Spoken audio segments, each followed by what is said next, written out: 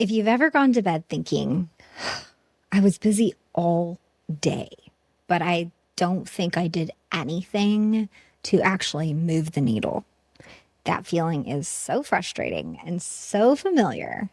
And that's why this episode is going to hit home for you. My guest today is Coach Willie Blake, a high-performance coach and host of Light Beyond Limits, who helps professionals turn overthinking into action and self-doubt into real momentum. Diagnosed with dyslexia in the first grade, Willie spent years believing he was behind. Then he decided to lead with his dyslexia instead of hiding from it. In this conversation, we break down how to pick a clear focus, how to turn big goals into practical steps, and how to stop letting distractions steal your progress. Even as someone who is not diagnosed with dyslexia and doesn't believe that I have dyslexia, so much of this conversation hit home for me, and I think it will for you too. So the biggest thing that stood out to me was that you might want to try committing to doing something 101 times. Yes, 101 times before you ever say, that didn't work for me. I quit. This didn't turn out how I thought it would. Welcome to Podcasting for Financial Professionals. I'm Virginia Elder, founder of Podcast Abundance, where we help you use podcasting to market your business, to increase your authority, to get more eyes on your practice, and to capture leads for your business. If you're an investment advisor, tax strategist, business finance sleuth, or wealth management professional who wants your podcast to actually support growth, not just create content, you're in the right place. I made the podcast conversion blueprint just for you. It walks you through exactly how to turn your listeners into clients using a simple framework you can apply right away. The link is in the show notes. Here we go into today's episode. Willie, thanks so much for being here with me today. My pleasure, Virginia. I'm excited.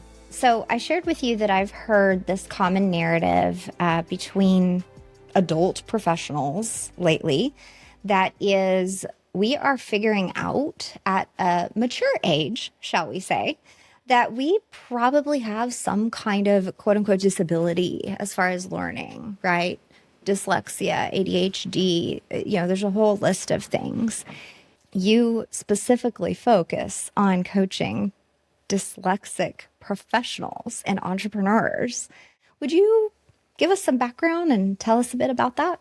So I help dyslexic professionals and entrepreneurs to build clarity and confidence and their income with their dyslexic edge. I grew up with dyslexia since the first grade when I was diagnosed. So I got diagnosed very early on. And throughout schooling and everything, even though I had the diagnosis, it was just hard. It was hard because my friends would be like, who's that weird special kid that would go to the extra classes on Fridays for that last hour? In high school, my friends went to the honors classes and I had to go a few more doors down to the regular English class. And it's just like, nobody wants to be here. And I felt like I was the smart guy, just didn't know how to communicate it. So from there into college, about halfway through, I thought, is dyslexia really like what was holding me back? And as I learned more about it, of course it affects reading and writing and speaking and spelling. But then it gave me creativity. It gave me these pattern recognitions and thinking outside the box and creative problem solving, gave me able to communicate with empathy and sympathy just because I had to go through so much. And so I started to see like the advantages of it. And ever since I was a kid, I wanted to be a teacher and I wanted to be an author. Strange enough for a dyslexic kid, right? To want to be an author. But as I grew up, I didn't want to go the traditional teaching route. And all of a sudden, this thing called coaching just happened to appear. And it's what I love doing, which is just helping other people to achieve what they want. Everything that I teach is based off of things I've done. To go from reading one book to 50 books in a year, from going from struggling with writing a paragraph to then being an author, And then as well as speaking on stage, I used to stutter. I used to really fumble my words. And now I'm on stage being able to inspire other people. And all that comes down to just my heart and wanting to help people out who really, as an adult, diagnosed or not, dyslexia, ADHD, autism, all the neurodivergence that you want to go into, like, we feel that we're different people, but that difference is actually one of the best things for us. And so I help people see it that way. I love that. So perhaps as you have navigated life and coaching and even just seeing different people in different situations, I feel like there have been some methods or some things that you've come up with to apply to even yourself. So I'm picturing, the financial professional that is a successful entrepreneur. So they've definitely not let anything hold them back, but they're still just kind of navigating. And we always have that thing, like, you're not supposed to compare to other people, but we do. And so we look at someone and say, like, well, how come they can do all of this, but I can only get this much done in a day? Or, how did they do all these things in a year? I feel behind. I feel stuck. So maybe just speak to them for a moment. First and foremost, if you're feeling behind, I always tell my clients that you're not behind, you just haven't started.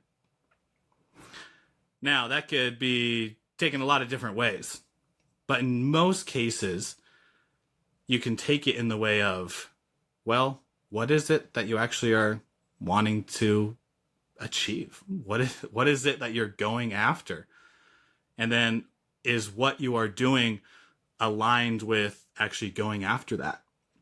Because whatever that goal, that dream, that vision, Northern Star, whatever you want to put it as, if you got it tomorrow, if that extra 100K or the extra $1 million came in, or that the 1 million listeners on the podcast, if that all came tomorrow, would the actions that you're taking today reflect that you are actually wanting that? For a lot of people, it's not. We think long term in the short term, but our actions reflect the past. If we're wanting a goal, we think we want that extra 100K this year. And now I'm laying in bed thinking, did I do any of my to-do lists today? And it's like we get in this mental trap of analysis paralysis. So what do I do from here? Well, you got to figure out first what it is you want and then start going after it. It sounds simple, and we can break it down into even more. But first, figure out what you want to get the direction. Reverse engineer it backwards to know the milestones to hit. And then, just like if you're trying to go from your house to Walmart, take your car at a park and start driving. I couldn't help but think about the conversations that I end up having a lot with folks about their podcast production or their social media or how we're going to repurpose reels from their show. And a lot of times this conversation comes up about, what do you want? And it is really hard for people to articulate what exactly they want.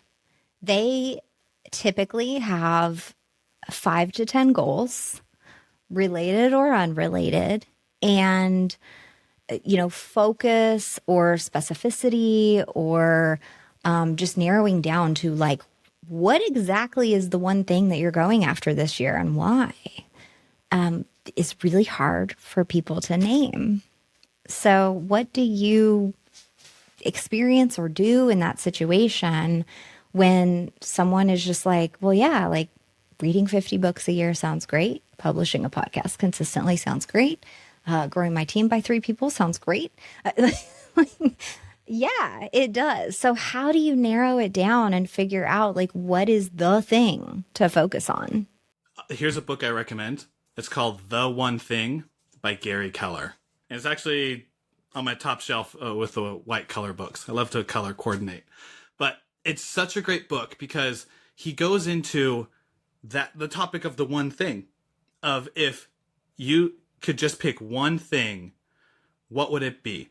And in the context, and I'm trying to remember the phrasing of the question, it's what is one thing that if you did it would either eliminate or make all the other things not needed? That pairs with something I heard from Brian Tracy, which is what, with those pairs together that I do with my clients. Write a list of 10 things that you want to do in the next 12 months. After you've written that list, look at that list and ask yourself, if I could have one thing tomorrow, which one would make the most positive impact in my life? And usually that just pops out at you. Boom, just right there. Whatever that is, take that, go to a new sheet of paper, write that at the top, and then make a list. No judgment, no needing to big or small, just a list of everything that you'll need to do to be able to accomplish that. And so people don't have a focus problem, they have a distraction problem. They have so much that they want to do that it's just like, so what do I do? What do I start with? What is like the one thing to go with?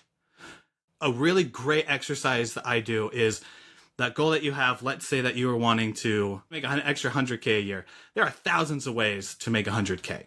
You can go into the finance industry. You can go flip houses, garage sales. You can go and, there's plenty of different ways to get 100K.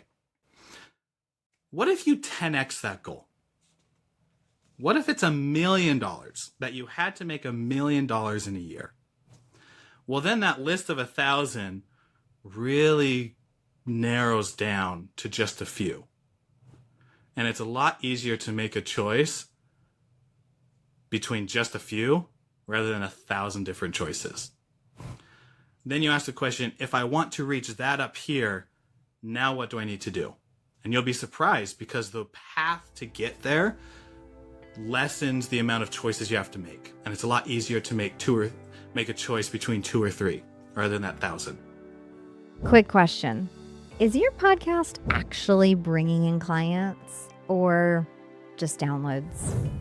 Those are 2 very different things.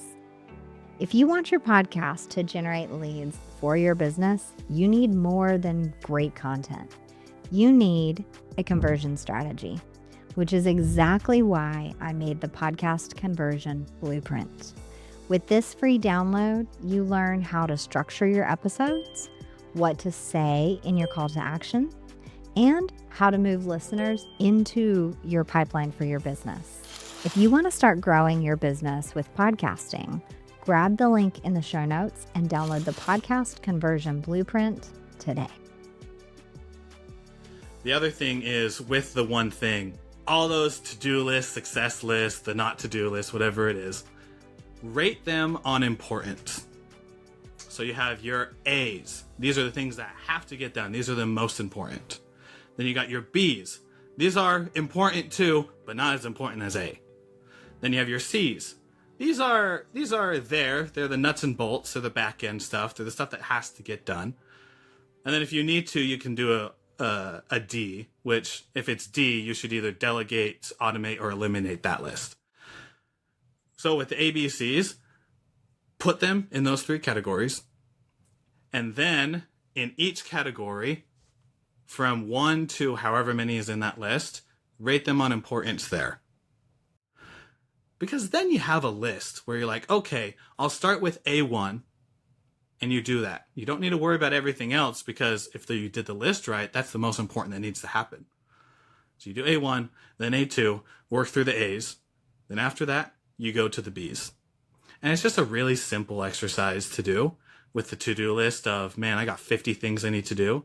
To really be like, out of those 50, here's the one thing I need. The other 49 can sit on the back burner for a minute. They still got to get done, but let's do this. I love that simplicity too, because if you even just look at it and say every single task takes you an entire day to execute, right? Or expand it, right? Like what if it's a couple days, it's some massive website update or something, some project essentially.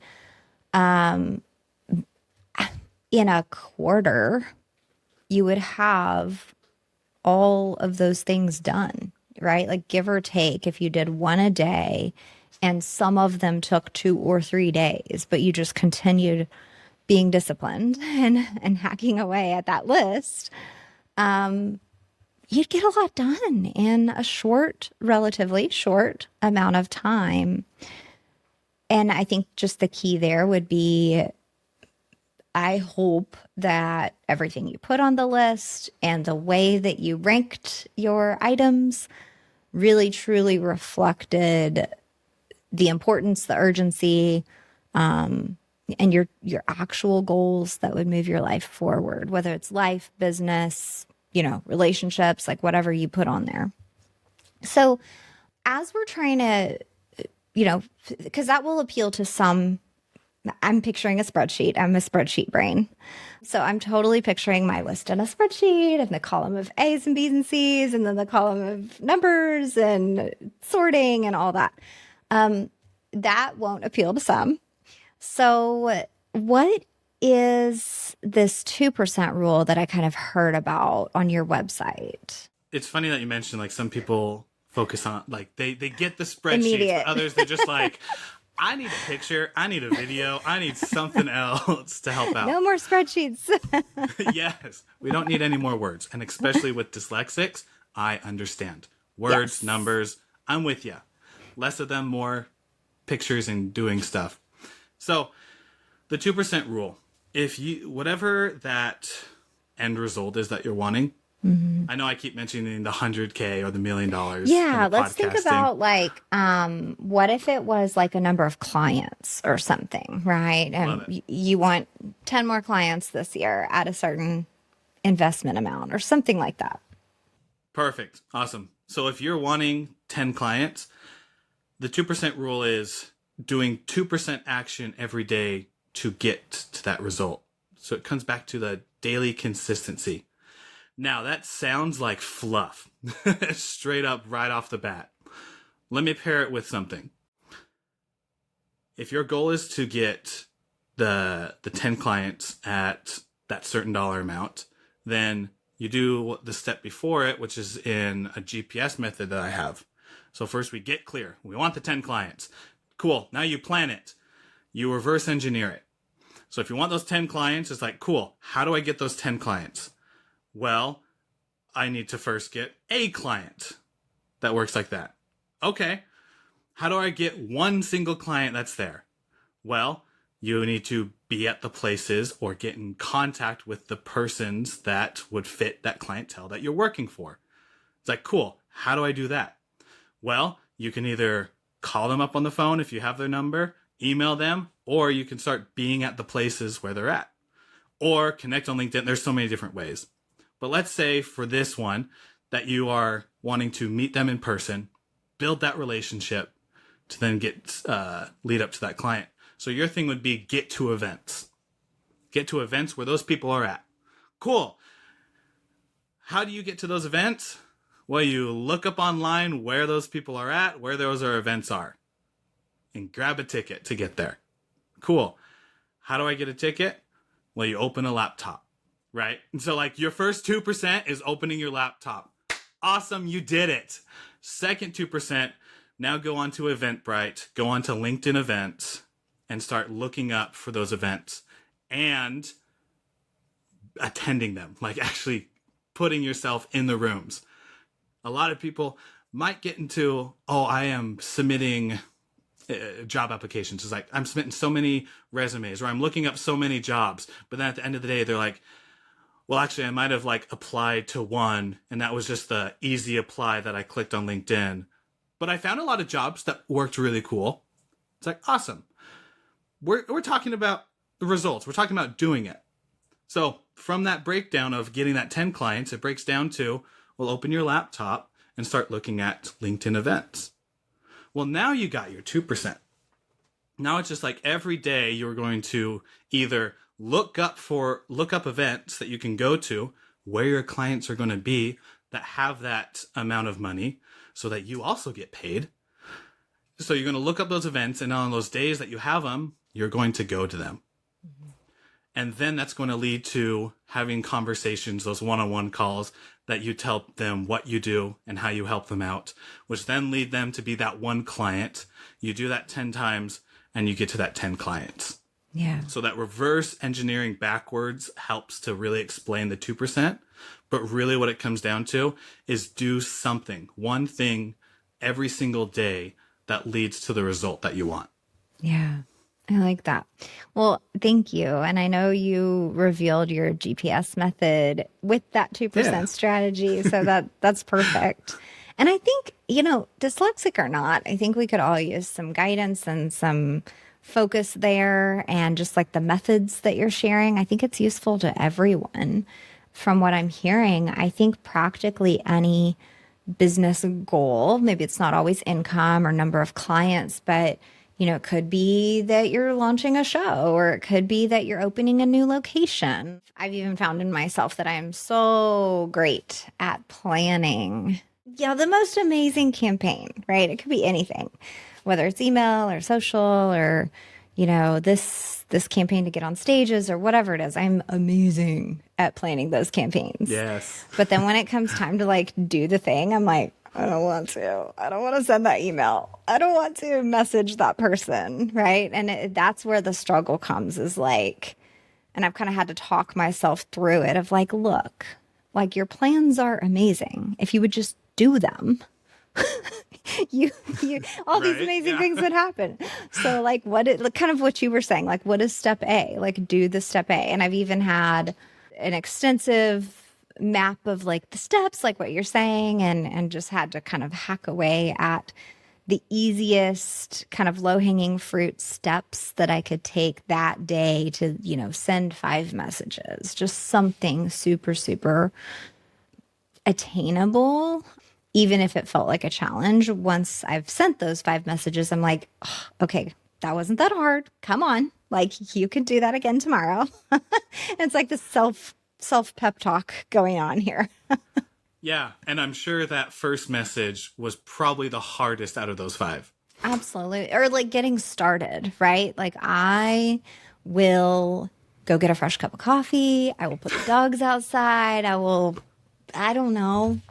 Who knows? I will come up with anything to avoid and distract, even though that is the number one thing on my to-do list. I will, look up what vegetables I'm going to plant in the garden this year, or what? Nonsense. Yeah. Complete nonsense. But it's not nonsense, right? In our heads, we're literally while we're doing it, we're like, this needs to happen. This is so important. This is so important.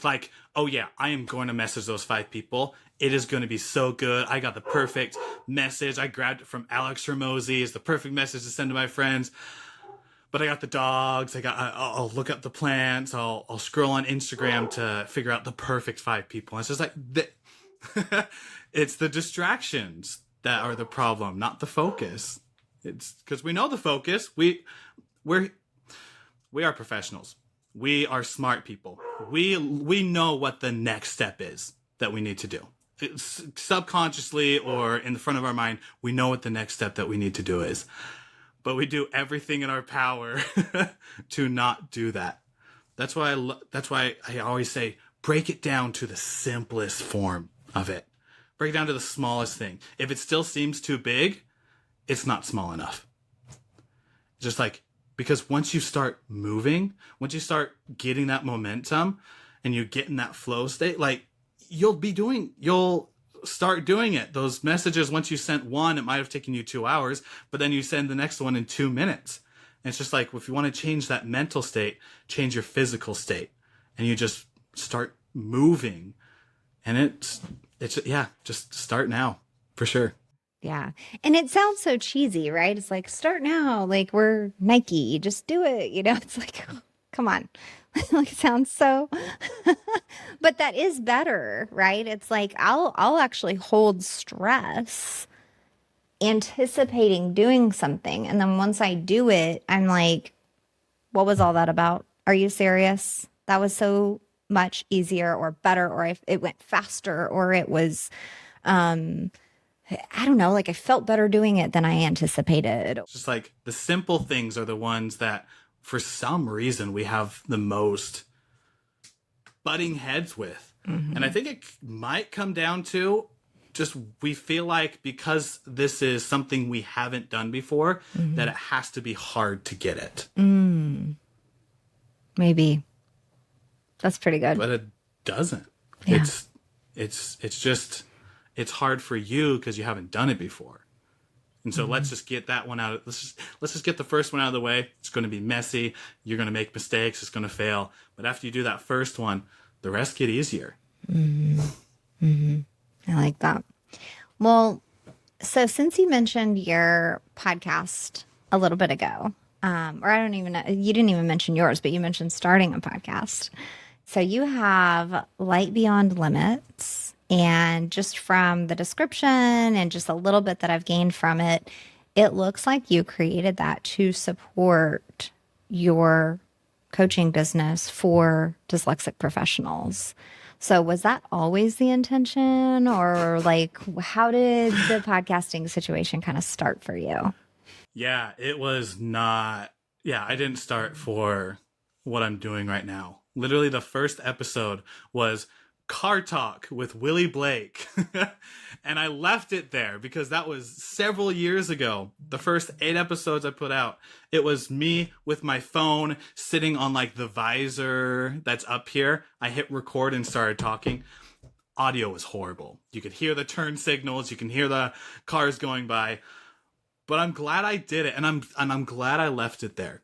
Because if I didn't start that, then years later, when I restarted, kept going on with it, then I switched it from Car Talk with Willie Blake to being, okay, let's make this something that can help people. That I'll have my episodes where I share my insights, and I'll have other people come on. Everyone goes through challenges. That'd be a good thing to talk about.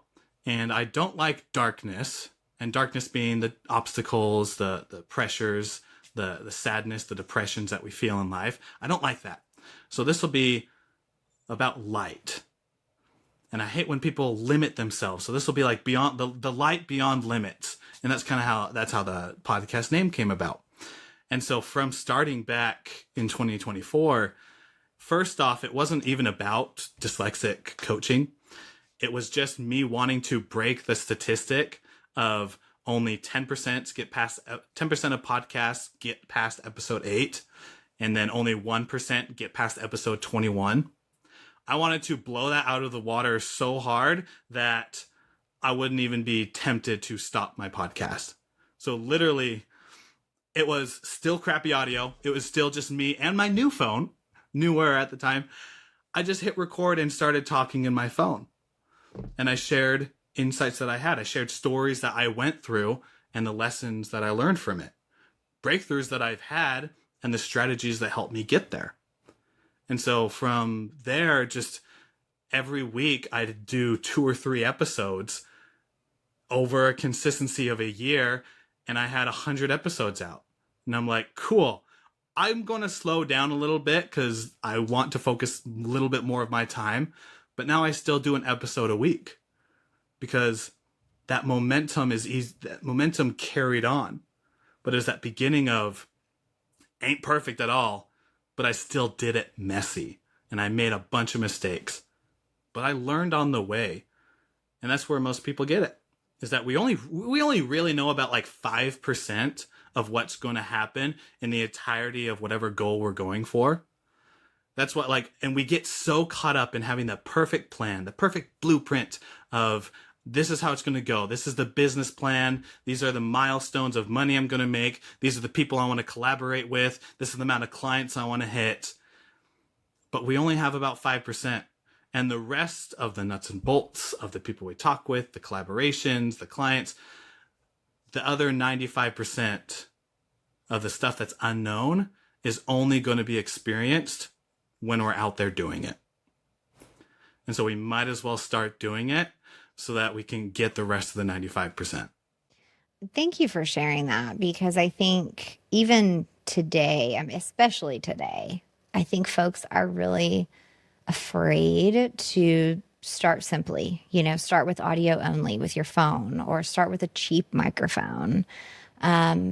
Everybody sees, because video is such a big deal now, the perfect office, which I don't have. I mean, I have like a plant and some cute stuff, but like by no means do I have like this beautiful bookshelf and this like perfect setup, right? My room is not perfectly soundproofed or sound treated, but everyone seems to think that you have to do this to do it right, and that fear of judgment comes into the picture, especially being a business owner, being a multi-million dollar asset manager or something like that.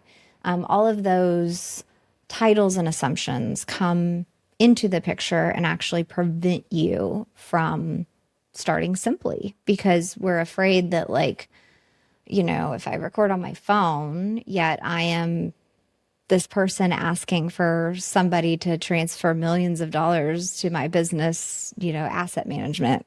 Like, do I look worth it? It's because I think that's a big piece of it. You cannot optimize something that you haven't even tried.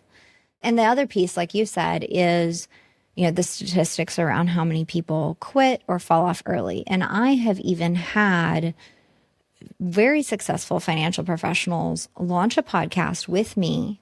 We launched their website, membership, all the things.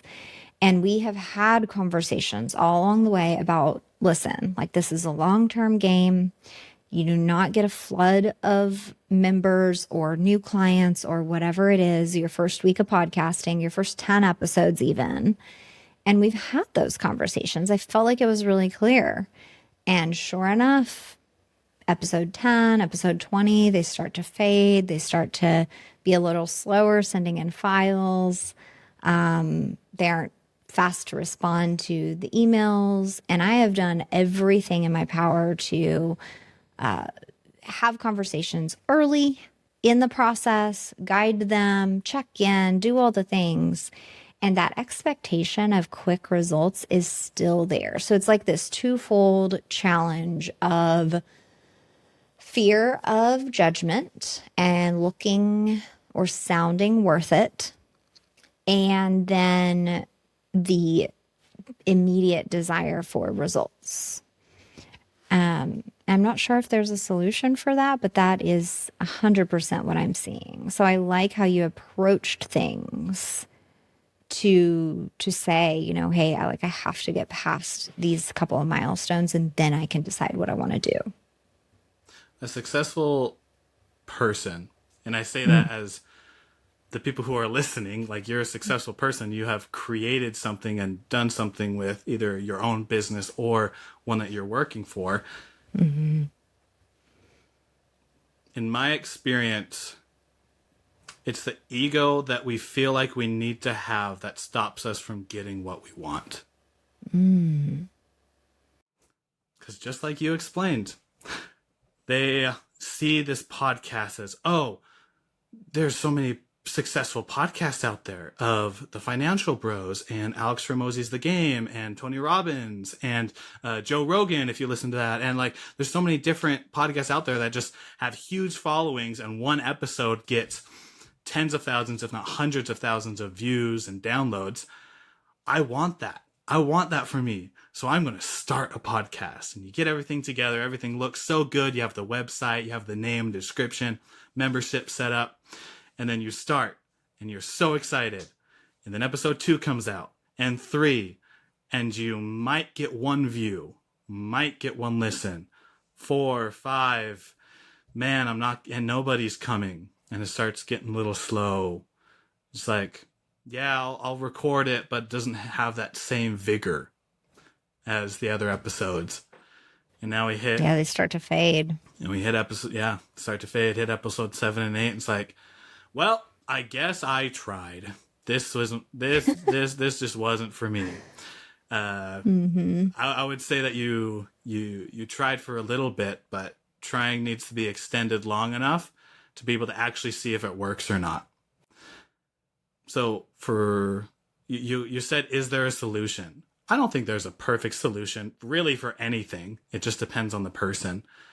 But a good solution that's worked for me, and one that's worked for a few of my clients, is keep trying amongst the chaos that goes on in your life. What I mean by that is that ego that we have, the chaos that we feel, it feels like we have to hold ourselves on this pedestal of, I am the CEO. I am this individual who has millions of dollars of assets from several of my clients, and I hold their portfolios, and I need to look a certain way, because if I don't, they're going to search me up on social media. They're going to find that one crumb of mistake that I made, and by golly, they're just going to go to the next person. One, that's not true. They could care less about what's going on, in all honesty. But it's the ego that holds us. It's the ego that creates the chaos. And that's why I love breaking things down so simply of just keep trying it. Keep going at it. I think it was Mr. Beast who said, like, your first 100 YouTube episodes, nobody's going to watch. So just get them out as quick as you can. And I'd emphasize that with podcasts. I emphasize that with calling clients and trying to work on your sales skill. I'd do that with texting and messaging people. It's just like the first 100 times, ain't nobody going to listen. Ain't nobody. Maybe your parents, maybe a few people who are out there. But get to episode, get to call, get to the message 101. To be like, I actually tried this, and this is working, so I'm going to keep doing it, or this isn't working and I'm going to stop. But you gotta build it. You gotta really try it and go through the fire, that refiner's fire, because it's only on the other side where you're like, cool, this is for me, or cool, this isn't for me. So then I get to go to the next thing. Yeah. Well, and I noticed just looking today, you're on like episode 158, which by the time this episode comes out, you'll be way further.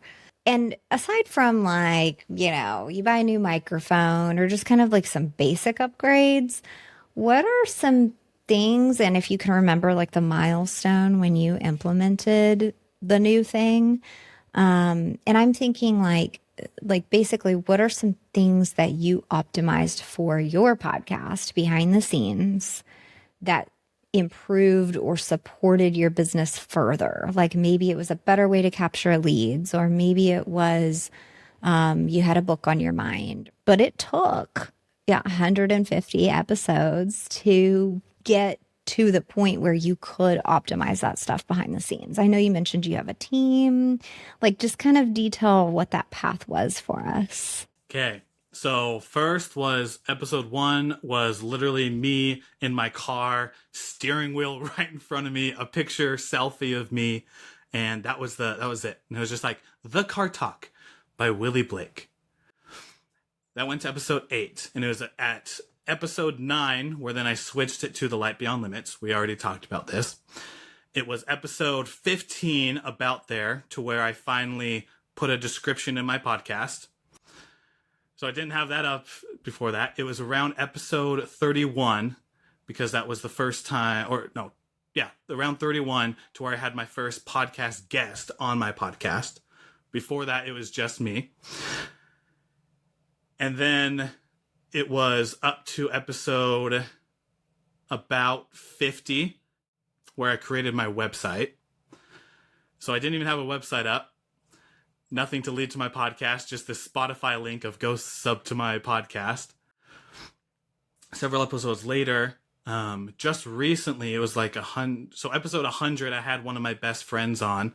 And that was the time where I'm like, I think this is something that is worthwhile. I want to keep doing.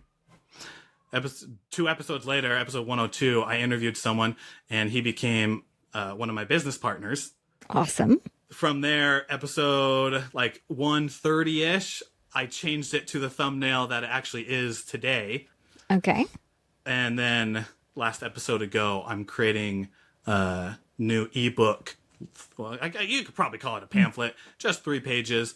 It's about the pick one theory that came up as I was talking of just pick one thing that you can do today. And so it's just like, I absolutely know I missed some other milestones in there. Oh, yeah. Because around It's hard to remember all of them, especially like 100+ episodes in. You're like, what did I do? but you don't remember. I think about all the Yeah. episodes, all the 158 episodes I've done, and I feel like I've had a great time doing this. I don't remember the bad things of, oh my goodness, I didn't schedule it at the right time, which scheduling didn't happen till like episode 70 or that. It was just post now from my phone. One other thing is around episode 90, and this is probably one of the biggest things for me. I used to go by William Blake because I heard from a mentor several years ago that just sounds more professional. You stand up on stage, William Blake has that suit. It is all structured. There is no fluff, no so's, likes. So that's who I should be. And I'm like, cool, I'll listen to him. I changed all my social medias, my websites, my links, and everything to that. And the books that I've written that are sitting behind me that I co-authored with people, they also have William Blake in it. And then it wasn't until that episode, around 90, a mentor coming to me and saying, it's kind of weird that you're going by William Blake when everybody else knows you by Willie. And it took me 6 months to really go through that and say, there's this big barrier today where, especially for neurodivergents who don't need another reason to feel like you're disconnected from them. I'm like, people who I coach, I want to be friends with. They want to feel the warmth and the love and the kindness that I have, and be able to also get the results that they want. They felt so different in life, and other people are pushing them away. They don't need another reason to not go with someone. Willie brings that vibe of, we're in this community together. William Blake is, I'm on this pedestal, suit in hand, and we got this. And so it was around the episode 90 to where I switched my whole branding from William Blake to then Coach Willie Blake. And so it just goes to show, you learn things on the way. And any successful person, they can tell you the different mistakes and the milestones that they hit along the way, but they did it along the way. Yeah, it's pretty much impossible to nail your branding, nail your company name, nail your style of social media post, whatever, from the beginning. I have yet to see a very successful brand that has not rebranded at least once in the past. Sometimes that happens at the same time they're launching a podcast. Sometimes you get 50 episodes into your podcast and you go, you know what, this is turning into something different than what I first anticipated. It needs to be called this, and the colors need to be purple, and you totally change. And what I've found, and even in your story there, what is happening is that we are discovering and becoming more comfortable with who we are becoming. Who we are at that time, not who we thought we were supposed to be, or who we were in the past, or who, created a persona for us that was, light pink and blue, whatever, right? But leaning into what we really like, what feels authentic, and what feels like who you are now or who you're becoming. And I think it's important not to ignore those feelings, those nudges around this cover art or this website or this name just doesn't feel like me anymore. I want to tweak this description. And I don't think folks realize that when we as podcasters and business owners go in and change a description, our followers don't get a notification. Okay? It's totally behind the scenes, incognito, whatever you want to say. Nobody knows that you changed that. It's fine. You can do it every day if you want to. I don't recommend that, but you know what I mean? Nobody is going to go, hey, Virginia, I noticed that you changed your podcast description. What's going on in your business? Are you rebranding? Nobody's going to ask. Nobody cares. They are so busy with their own stuff, and all they care about is that you are producing content, information, helpful guidance, whatever, that solves their problems.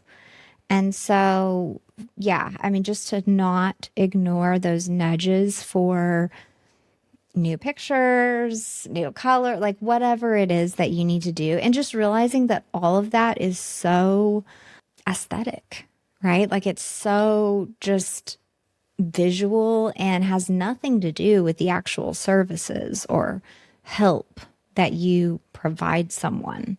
I don't think someone is going to make a decision to buy from you or not based on whether your website has purple in it. I don't think that's a thing, right? And so I think the highlight here is that sounds cliche or whatever, but to just take action, do the thing, do it messy or poorly if needed at first. And trust me, nobody tries to just do something poorly, right? You're trying to do it the best you can at that time with the tools you have and improve and refine and rebrand and whatever you got to do along the way. So I love that you were able to even just illustrate that through your story. And there is more out there that you've created. I know that you mentioned there are some things in creation, but you've even got an ebook. You've got several things that, if someone's listening and they're like, okay, I could really use some help here. I think I might be struggling with dyslexia. What else can they expect when they go find you in the links below this episode? You'll just find a messy girl dad just trying to get out in this world, helping people out. That's what it should portray. And if it doesn't, message me because I want to know about it, because that's what I want to give. I have free resources of ebooks that I love to give people, breaking free of your chains, of a dyslexic blueprint that you can follow that has the GPS method and 2% rule. But like I have my own YouTube channel called Dyslexic Achievers Hub, and it's literally for people who are or aren't dyslexic that just want to achieve things. Just to realize that dyslexia isn't the 1,000-pound elephant in the room. It's just one other thing, another tool that you can use. Yeah, absolutely. I mean, man, that's a powerful testimony. It's just like to get out there, do the stuff, try it. Like we said earlier, you cannot optimize something that you haven't even tried or that you haven't put enough time into, whether it is time, money, effort, commitment, whatever, however you want to invest in the thing you're trying. But you can't optimize it until you do it. So thank you so much for sharing your story. Of course. And if I could leave with one other thing that came up, is that the people who you're trying to impress, the clients you're getting the millions of dollars of assets for, or the audience you're trying to reach, they care more about what you're doing rather than what you're thinking. Because they see that, and especially the ultra wealthy and rich people, they just care, they care about you doing it.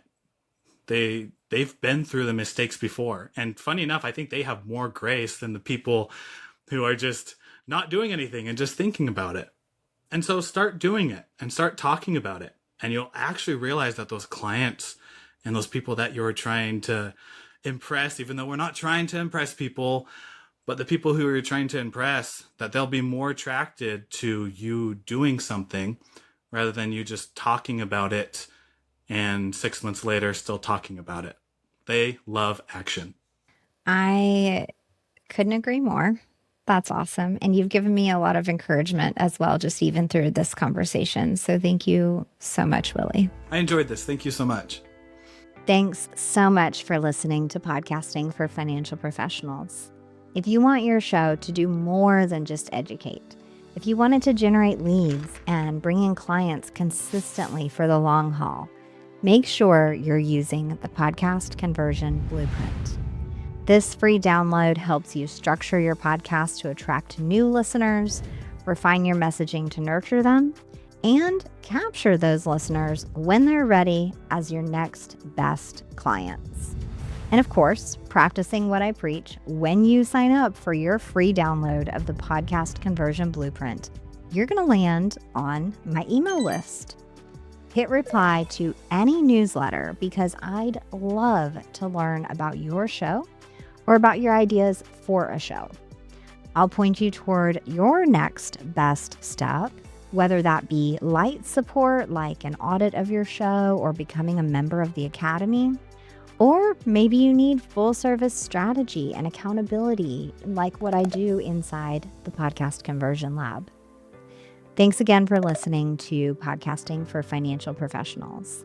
If you enjoyed today's episode, stick around for the next few episodes because each one incrementally helps you improve your podcast.